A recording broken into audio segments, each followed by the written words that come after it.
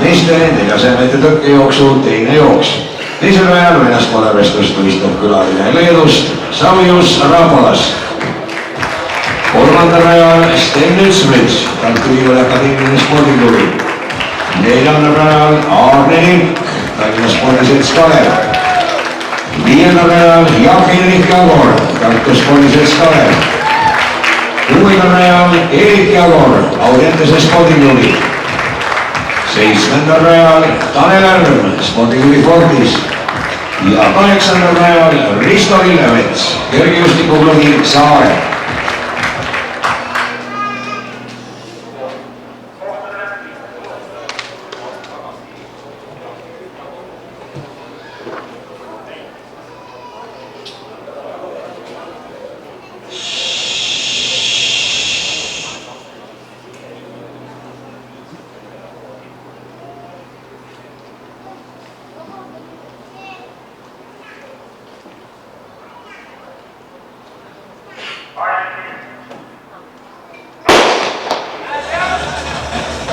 Jaak-Henrik Jagor on startimas siis neljandal rajal ja siserajalt on konkurentsi pakkumas Leedu Rapolas Savjus, kelle rekord on 53 sekundi peale.